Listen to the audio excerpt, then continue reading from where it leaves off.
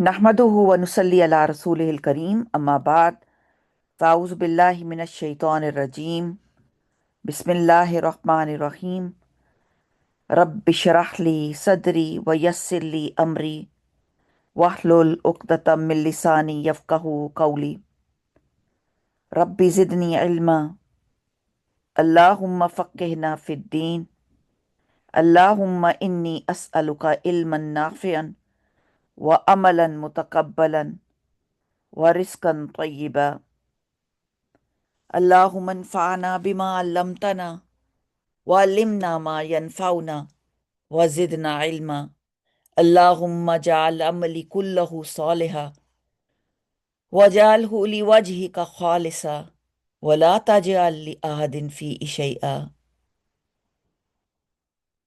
Alhamdulillah, we are starting para number 5 today, inshallah, from ayah number 24, the juz 5, mashallah. So let's start. Bismillahir Rahmanir Rahim. Wal muhsanatu من النساء إلا ما ملكت أيمانكم كتاب الله عليكم وأهل لكم ما وراء ذلكم وابتغوا بأموالكم محسنين غير مسافهين فما استمتعتم به منهن فآتوهن أجورهن فريضة ولا جناح عليكم فيما تراضيتم به من بعد فريضة إن الله كان عليما حكيما. Very powerful surah, and as we are going through it, in the previous verse we were told whom are we going to marry, who are the ones who are allowed to be married. So today, now in this ayah, Allah subhanahu wa ta'ala explains us that if people don't have money, they can't afford of mahar, they don't have anything to give, then there are options that anyways marriage is in any ways allowed. Allah subhanahu wa ta'ala and Nabi sallallahu alayhi wa sallam has many ahadith about it, that marriage is like a farida, like it's obligatory for a person to get married, and it's a sunnah also. So getting married and having family and continuing with family has been the sunnah of every Muslim. So Allah subhanahu wa ta'ala explains here the conditions that if you have no money, if you have no means to marry someone, then what other conditions you can take place. Allah subhanahu wa ta'ala is so merciful. Allah subhanahu wa ta'ala wants people to be together as a family unit. So always here Allah subhanahu wa ta'ala encourages people that you have to get married and have a family, and the family should go on, like Muslims should have children, and then they should have carry on with generations to generations. So Allah subhanahu wa ta'ala here explains that look, now the women, all kinds of women are allowed, are lawful for you, but if you can't, they are halal for you. But what if you can't afford? So that's what Allah subhanahu wa ta'ala is now talking about. This is al-muhsanatu. And those who are the women, wal muhsanat, ha, swad, noon is the root word. Muhsan, Hassan, ha, swad, noon is the root word of this word. And it means the woman, the free woman. those who are women who are fortified, who are protected, who are married, or a free woman, minan nisai, from the women, illa, except ma malakat, the one who malakat, who's it's possessed, it is possessed by imanikum, the righteous ones, like they are the ma malakat imanikum, from the slaves, okay, slave girls. Kitab Allahi, who, like the slaves are the ones who have the malak. Malak is their master. Kitab Allahi, a right. It's a written decree from Allah. It's a written from Allah subhanahu wa ta'ala, alaykum, upon you.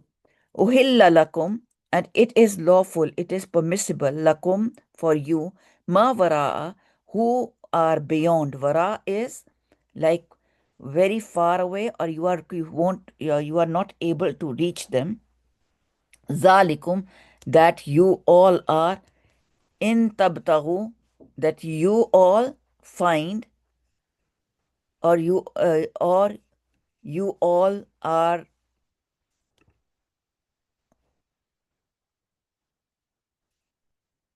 just 1 minute, or tabtagu, you all find, bi amwalikum, with your, or you can't seek them, bi amwalikum, from your wealth, muhsinina, one being being good women, ghaira musafihin, when we are muhsinin are the ones who the righteous ones, one are the one righteous one, ghaira, not other than musafihin, the ones being uh, uh, the ones who are not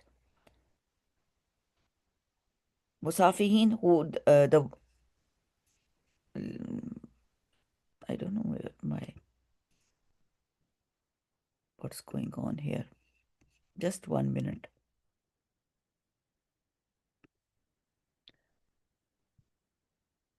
Yeah, the ones who have very bad characters are not musafihin, they are being fornicators, the ones who have intercourse outside the marriage, or like prostitutes.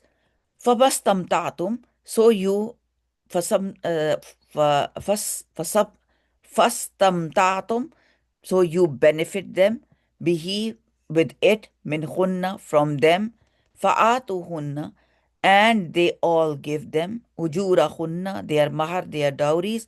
Their mahar is from the man. Ujur is ajar, hamza jim ra. Faridatum, their duty, a duty, their duty is to give their mahar to them. Wala, on not, and not junaha, any, if there is any sin, alaikum, upon them, fima, in what taradaitum, you mutually agree. Radi, rad, dod, ya is the root word, bihi, with it. If you are razi with it, you have agreed some mutual understanding. Mim ba'di farida, from what after that you have given this duty. This farida, faradwad, is the root word. In Allah, indeed Allah subhanahu wa ta'ala, kana, he is, aliman, he is knowing, hakima, he is wise. Subhanallah, Allah subhanahu wa ta'ala explains, and here word is istamtat, mata, mim, ta, ain is the root word, that you benefit. Mata is also a wealth. So if you have benefit, then, and musafihin is the difficult word.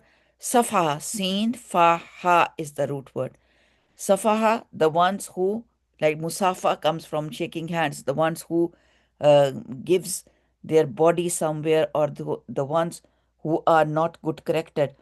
So Allah subhanahu wa ta'ala here explains that, and all prohibited are the women already bound in marriage, the ones who are married women. Muhsinat is the married woman.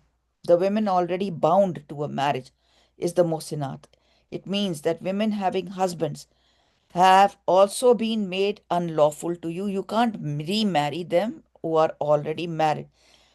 And so far as a woman is married to a person, no other person can marry her. This is the first rule. which is explained here.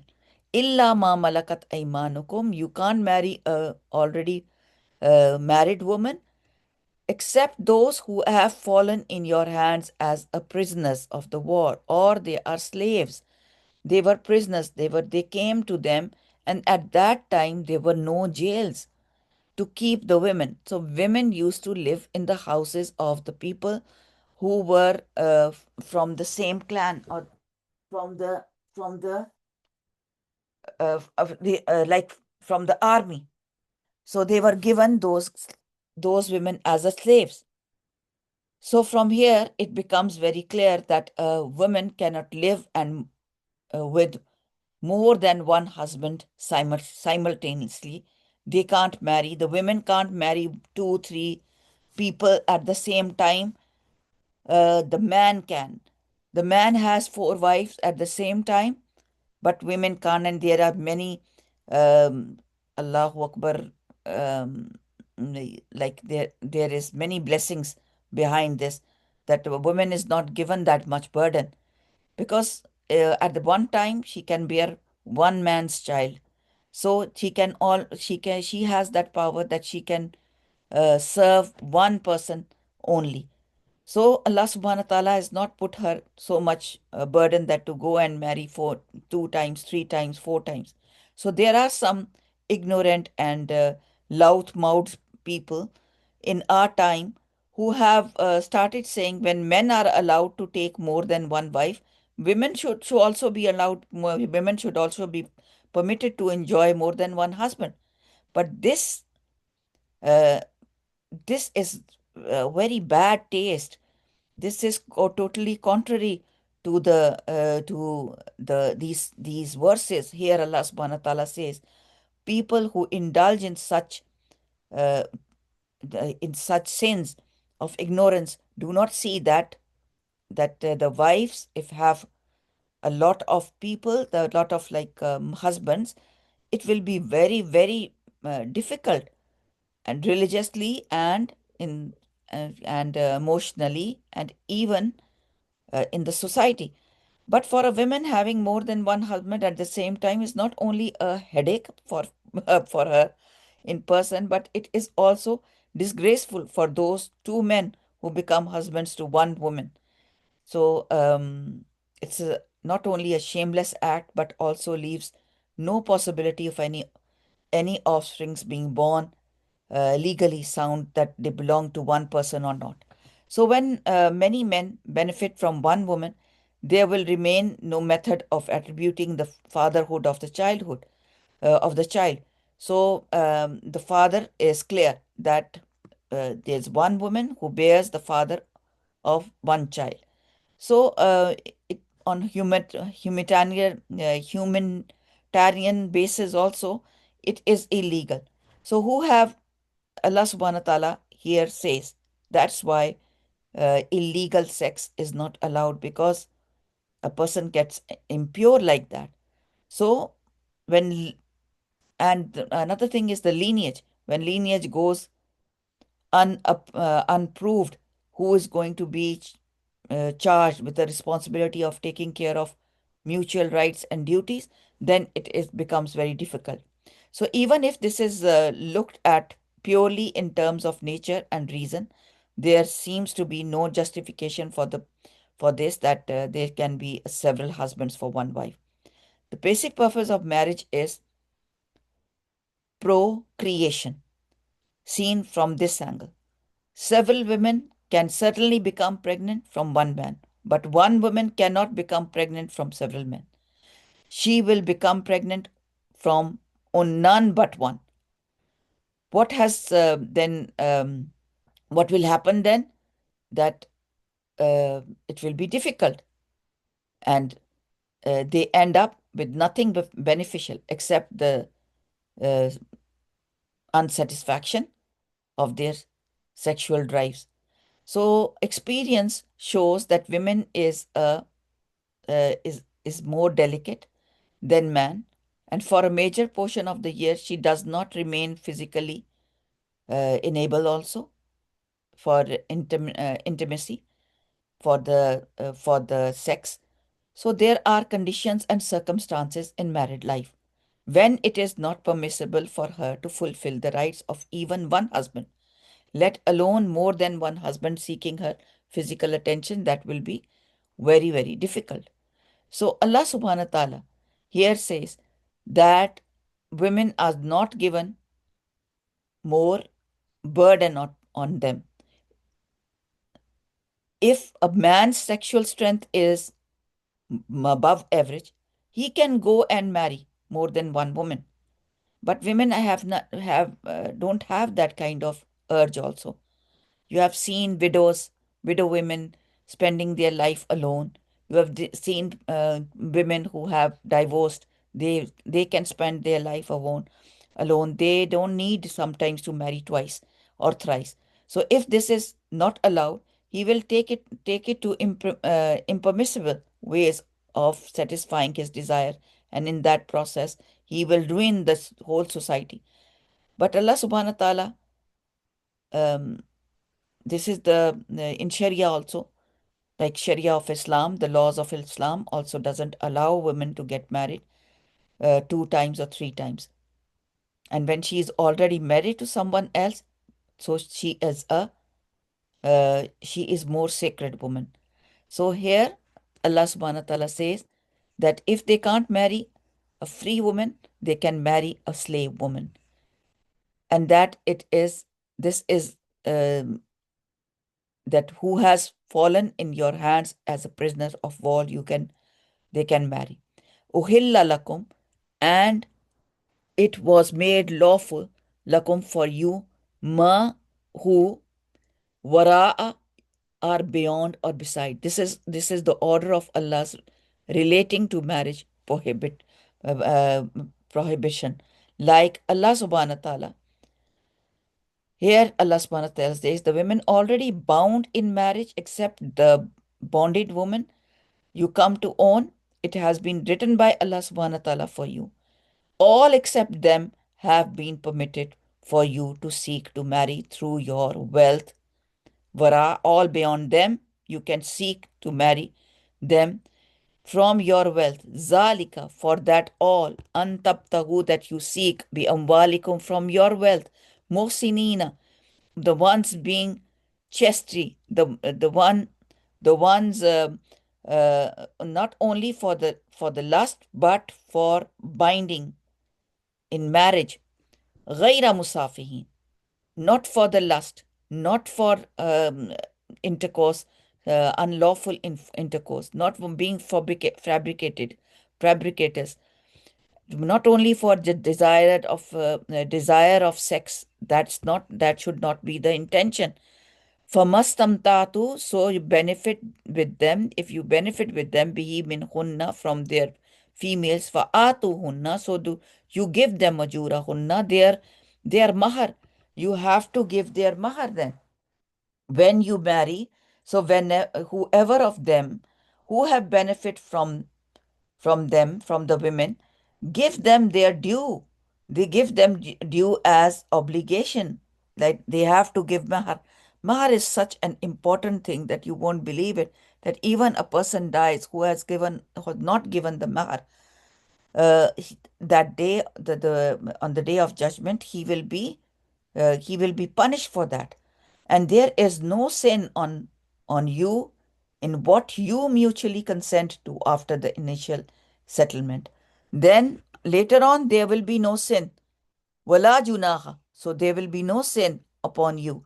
Fima, if in what taradaitum, you all mutually agreed that, okay, you agreed to something, mimbadi farida, that after the ordained duty. If you have done something, like there is no sin on you in what you mutually make a consent, or you mutually have an understanding about each other, that you half of the mahar you will give, or half of the mahar you will give later.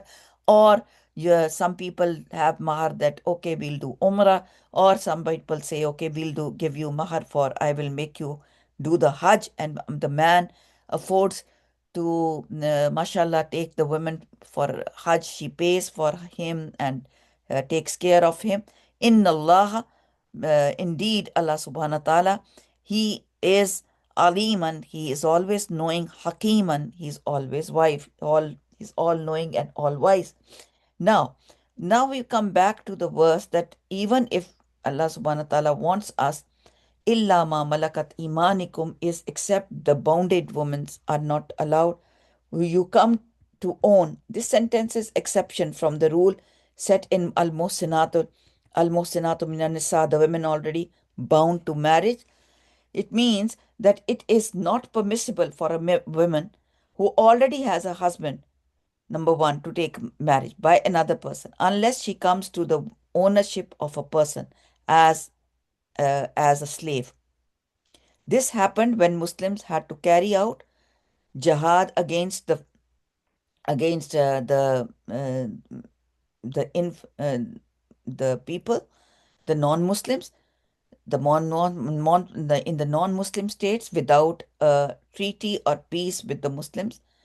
Now, as a result, after a war, what happened? As I told you, women prisoners were brought and they were given to them, and they used to live in their houses. So they also had their rights. They also wanted to marry. So that was the one that Allah subhanahu wa ta'ala allowed them to, that you can marry a woman. If you can't marry, like first priority was to free them and make them uh, free Muslims until they are like trained. So how they will train? They can marry.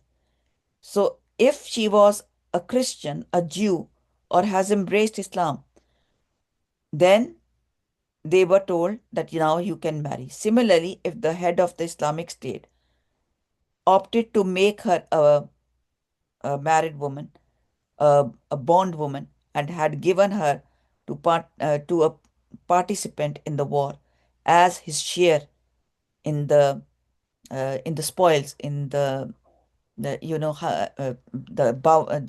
war booty. When the war booty was divided, there were women also divided. So he could also enjoy his company, keep her as a maid, or keep her as a spouse also, or keep us as a partner. However, this marriage or enjoyment was permissible only after she goes through at least one menstruation or one periods after her entry into the Islamic State, because this was to clear that she has no pregnancy from the previous husband.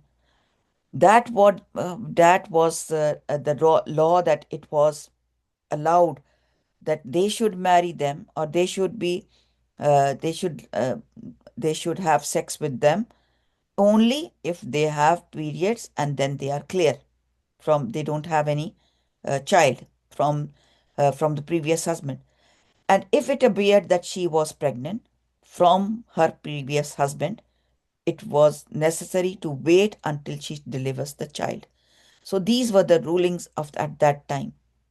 So if a disbelieving woman embraces Islam, and while her husband is a disbeliever, she will be released from the bond of marriage with him after the expiry of three periods, three menstrual periods.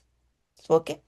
If a disbelieving woman embraces Islam and her husband is a disbeliever, then the local legal authority should induce the husband to think about accepting Islam. First of all, they should be um, they should be asked to embrace Islam. If he refuses to become a Muslim, the Muslim judge should bring about a separation between the two.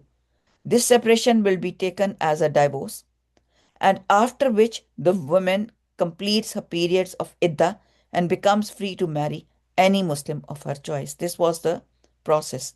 So, Kitab Allahi alaykum, it has been written by Allah subhanahu wa ta'ala on you. It means that the unlawfulness of marriage with a woman identified by Allah is something already determined, already written by Allah. As we all know, that everything is written before 50,000 years before we were even we were even born or made. So Allah subhanahu wa ta'ala then says, Uhilla lakum ma wara'a, all except them have been permitted to you. It means that women, other than those who whose unlawfulness has been mentioned, as I mentioned before, that lawful are lawful for you. For example, the daughter of an uncle, the daughter of a material aunt, the sister, the cousins, the sister born of a material uncle, and the wife of a material or of a paternal uncle after their death or after they have divorced her are free to marry. After their death or after they have divorced her, they are uh, then they can be married. In addition to that, there is the wife of an adopted son also, who can be lawfully married after he divorces or dies, or also if one's wife dies, he can marry her sister, these being some of the many lawful options available. So, if one's wife dies, he can marry the wife's sister. Okay, I'm just talking about that. All these have been covered under the Mimbara Izalik, all except them. It comes that everybody can are acceptable to marry other than the Muharramat.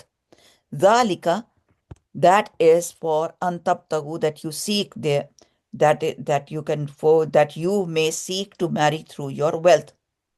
Now it is not permissible to have more than 4 wives simultaneously. This is also a limit. Detailed thing has been already done in Surat Al-Nisa. So Allah subhanahu wa ta'ala, besides the women's marriage with whom is unlawful or declared, are already declared in the Quran, the Muharramat. Now it means that the description of women unlawful for marriage induce there is to induce you to look for unlawful women with the help of your wealth and enter into marriage with them. In Quran, Subhanallah, Quran, Ahkamul Quran, Abu Bakr al-Jas, Rahmullah, writes that this part of the verse tells us 2 things. Firstly, marriage cannot materialize devoid of dowry, even if the parties to marriage decide between themselves that the marriage will take place without the mahar. Still, mahar will be necessary, details of which are available in all the books, the fiqh books. Secondly, it tells us that the mahar should be something which can be termed as a mal, inclusive of wealth, property, asset. According to the Hanfiya, mahar should be less than 10 dirhams. 1 dirham is equivalent to 1 dirham was equivalent to about half into 17 grains of silver, 17 grains of silver. So it was 1 dirham was a silver coin. So Subhanallah, and it was very happy. So a dirham should be that from here it means that mahar should be the wealth should be given. فَمَسْتَمْتَعْتُ بِهِ مِنْهُنَّ فَآتُوهُنَّ أُجُورَهُنَّ. First of all, Musinina Ghaira Musafihin, let me explain you this: binding yourself in marriage and not only for the lust, or not for only fornicators, or not for only unlawful sexual life, or being just friends, or just being partners, or just being lovers. It means that one should seek lawful women with the help of one's assets, and it should be clearly understood that the seeking of women, it is safeguard, modesty, and for the chastity. It's like a hifaza, which is the purpose of a marriage. that the women are being saved. That is why we get married. And it is through marriage alone that the desired objectives of sexual desireness is being achieved. Certainly not through spendings to find women for zina, that is fornication. Zina is not allowed. This tells us that no doubt the zina, the spending of zina is also haram. And spending, this is unlawful. And benefiting from a woman who has been pronounced by such spending is also, it's never lawful. To addition to Gaira Musafihin, not for the lust, Allah subhanahu wa ta'ala describes that here is the two purposes of marriage. You have to marry her to give her chastity, to give her to give her hifaza, to bring her into, under your responsibility. It's a responsibility, and obvious it is that it is for zina is forbidden. And while it is also points out that the purpose of zina is nothing but to run after lust and to waste one's time also, wasting time on something and having so much sin, because it is not aimed at the seeking of the children, and it is only it has no growth and the preservation of the human race. So Muslims must stay, um, they should be giving strength, having strength of having generations, and should be in the best of interest of human generations to build. The method of which is to have a wife in marriage or a bondwoman in case one comes to have one. So literally, it means flowing of water and indicates no seeking, uh, Allahu Akbar, the ejaculation or filling the lust out of unlawful manners. That is not allowed. So whoever of them who have benefited from, give them their due as obligated. Benefiting in this verse means that the payment of the mahar should be given in full, and the husband only will give it to the wife. So subhanallah, this is the contract of marriage, and which mahar is very, very important, and the payment of mahar is due against him, uh, should be given.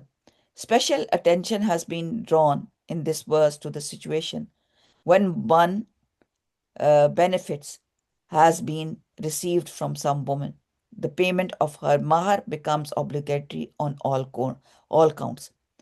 So it is very, very important to give their mahar. And as I told you, there is no janaza if the mahar is like a debt on the man, and it should be given right away. There are two kinds of mahar. One is muajjal and one is ghair muajjal, and it is written on the forms. Muajjal is that prompt that you have given it right away. And ghair muajjal is that it will be given in payments or will be given later on.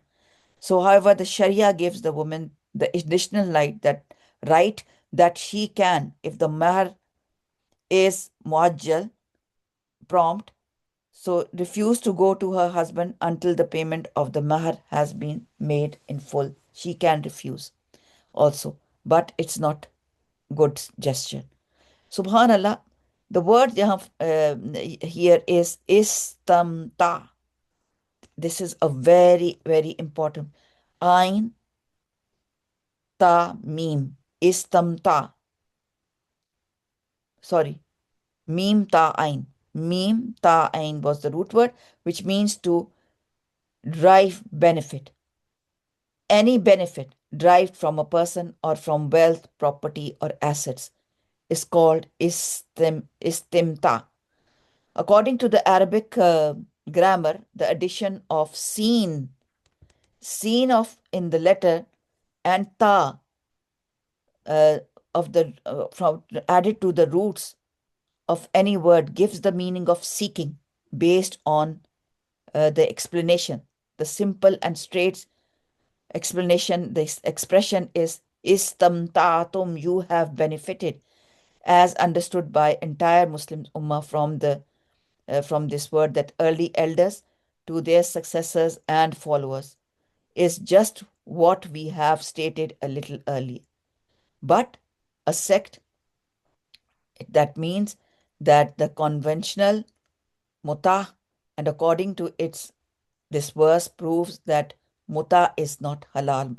Nikah muta. Nikah muta was supposed to be that for a little while they used to um, it is muta is muta sorry, nikah muta is that they used to do a nikah for a little while and then used to give the talaq. So muta is muta, which was a vogue before the advent of Islam, was a temporary contract between a man and a woman for having sexual relationship between them for the specified period in exchange of money or specified kind offered by a man to the woman. This type of contract, which was never meant to create permanent rights, or it was not for the children or anything else. So this is not permissible. So Allah subhanahu wa ta'ala, Quran used this word, muhsinina ghaira musafihin, binding yourself in marriage and not only for the lust, which clearly approves that this kind of relationship is not allowed. Now it is obvious that the contract of marriage will be on mahar and family, and to grow the family step by step, having children, maintaining chastity, and it is nothing but to satisfy the sexual desire for a short period is never allowed, or zina is not allowed. The women and the whom Allah subhanahu wa ta'ala has given so much respect. Allah subhanahu wa ta'ala looks like Allah subhanahu wa ta'ala really loves and respects the women's chastity. And that's why Allah subhanahu wa ta'ala says, وَلَا جُنَاحَ عَلَيْكُمْ فِيمَا تَرَاضَيْتُمْ, that however there is no blame on you if you have changed the agreement of dowry and mutual consent, that you can give before or you can give after or you can give in given whatever you want to. However, there are some of those who claim that Sayyidina Abbas believe in lawful marriage. Subhanallah. Anyways, Allah subhanahu wa ta'ala says that it is very strange that some believers, they do this illegal practices, but which is not allowed. So Allah subhanahu wa ta'ala forbids us all this. Allahu Akbar. Like muta, a time-bounding marriage is also unlawful. A time-bounding marriage, termed in Islamic jurisdiction, is also like nikah muwakkat, is also not allowed. Is the marriage entered into for a fixed time, for a little period, that is not allowed. Or like making a consent, that is that we let's do marriage for 2 years, 3 years, and then this is also not. The difference between the two is that the muta is done by using the words of muta. A time bounded marriage is done by saying the word nikah, which is normally used for a regular marriage. Allah subhanahu wa ta'ala says, and there is no sin on you in what you mutually consent to after the initial settlement, that you have settled this, the mahar, and now you can, in generally, like people in words, they say that we'll give this, but sometimes the payment is not done. So this should be done in kana, because Allah subhanahu wa ta'ala in kana, inna Allah kana aliman hakima, surely Allah is all knowing and Allah wise. The addition of this sentence towards the end of the verse tells us two things. Firstly, that all All is known by Allah. He is aware of everything. His injunctions are there to be compiled with. If somebody acts against these, and even if a judge, a ruler, or any other human being ever gets to find out about it, Allah is his most exalted state of being known all about this and everything else. One must keep fearing him under all circumstances. Secondly, that the injunctions, these laws he has revealed are also based on hikmah or wisdom. In There's hikmah behind everything. Hikmah, Allah's wisdom, is too deep to be understood by everyone. So these laws which Allah subhanahu wa ta'ala has put it, what what is lawful and what is unlawful are given in these verses. Whether or not one understands their causes, reasons, or justification. So it's upon the own, jahiliya of a person. It should be believed, it should be accepted, it should be obeyed. This is because even though we may not know the reason behind it, the cause behind it, it hardly matters because the Creator knows and the Master of the command, He knows. Allah Almighty clearly, certainly knows it all, and being the all knowing and all wise. So there are many people, educated ones, but they are ignorant, visibly spread out these uh, uh, take these verses uh, not with not with their intellect, but we have to accept it from our hearts that this is the law of Allah Sala. This is the divine injunctions. Who go about them searching plus and minus points. So when they fail to find any, they sidetrack the need to. They sidetrack something and they come out with all other things to just to make up uh, things and have their own way. But the words of the verse has silenced such people forever by telling them that you are ignorant. Your creator is all knowing. You lack understanding. Allah is all wise. Do not make your reason the touchstone of the truth. The truth is that Allah subhanahu wa ta'ala knows everything. Subhanallah, this was our this was our ayah, today's ayah. In short, inshallah, I am going to do it, subhanallah. So the important words in this is that the basic of nikah, that you are going to be benefit by nikah. You have to be, after you have benefited it, you have to give mahar. And when he gets into marriage, he completes his deen. Deen is nikah is half deen. This is said by Rasulullah sallallahu alaihi wasallam. So Allah subhanahu wa ta'ala says that you complete your deen after having a nikah and having these relationships and having in mind that there are generations to come and this deen should be prosperous and go further. So Quran says that this is a farida, nahla, sadaqah, and ajwar. So this is the mahar. To give mahar is a fariza, is a nahla, is a sadaq, is a sadaqah also, and is a jur, it's a ajar also.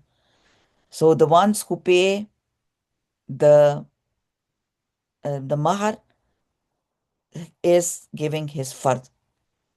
And if a woman forgives that with her own will or own wish, and she says that I just forgive you your mahar, then she can do it.